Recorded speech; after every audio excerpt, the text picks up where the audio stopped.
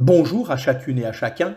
Nous poursuivons notre partage autour de ces images de l'Ancien Testament qui nous parlent de Jésus et maintenant d'une manière particulière dans le livre de la Genèse, vous lirez au chapitre 22 les versets 1 à 13. Il nous parle du sacrifice d'Isaac et surtout de la foi d'Abraham. Cette scène présente un aspect particulier. Le sacrifice d'Isaac figure de la croix. Abraham, dit Dieu, prends ton fils, ton unique, celui que tu aimes, Isaac. Qui est le fils, l'unique, celui que le Père aime, sinon le Seigneur Jésus? Dieu l'a déclaré publiquement au Jourdain. Celui-ci est mon fils bien-aimé, Matthieu 3, 17. Et il a tant aimé le monde qu'il a donné son fils unique, Jean 3, 16.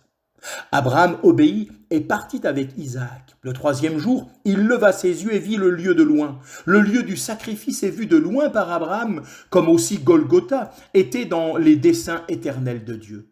Abraham et Isaac, son fils, allaient les deux ensemble, comme Jésus était dans le Père et le Père en lui. Et tout le temps qu'il marchait sur la terre, Dieu était avec lui, comme nous dit Acte 10, 38. Ils allaient les deux ensemble, c'est-à-dire ayant une même pensée pour accomplir l'œuvre du salut. Où est l'agneau pour l'Holocauste demanda Isaac. Mais si Isaac ignorait ce que son père allait faire, Jésus savait toutes choses à l'avance. Jésus, sachant tout ce qui devait lui arriver, s'avança, nous dit Jean 18, verset 4. Et il savait qu'il était lui l'agneau sans défaut et sans tache, préconnu avant la fondation du monde. À cette question posée par Isaac, où est l'agneau? Jean le baptiseur répond presque 2000 ans plus tard en voyant Jésus, voici l'agneau de Dieu qui ôte le péché du monde. Jean 1, 29. Pouvons-nous imaginer la douleur du cœur d'Abraham quand il prend son couteau pour égorger son fils, son unique, celui qu'il aime? Nous pouvons encore moins imaginer la douleur du cœur du Dieu d'amour lorsque son fils unique était sur la croix et qu'il fit tomber sur lui le jugement que nous méritions tous. L'Éternel a fait tomber sur lui l'iniquité de nous tous, nous dit Ésaïe 53 au verset 6. Au moment où Abraham allait égorger son fils, l'ange de l'Éternel lui cria des cieux, « Abraham, Abraham, n'étends pas ta main sur l'enfant et ne lui fais rien. » Mais qui est donc cet ange de l'Éternel qui cria des cieux?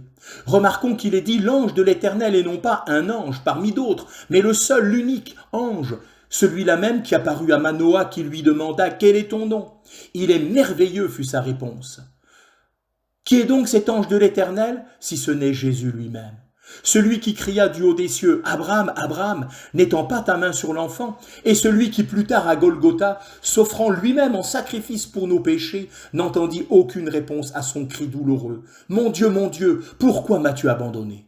Le ciel lui était fermé pendant ces heures ténébreuses durant lesquelles il subissait le châtiment de Dieu que nous méritions tous.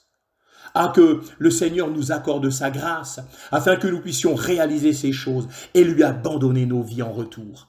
Que Dieu vous bénisse richement et que sa grâce soit votre partage. Oui, Jésus a été abandonné de Dieu pour que nous ne soyons jamais abandonnés par Dieu.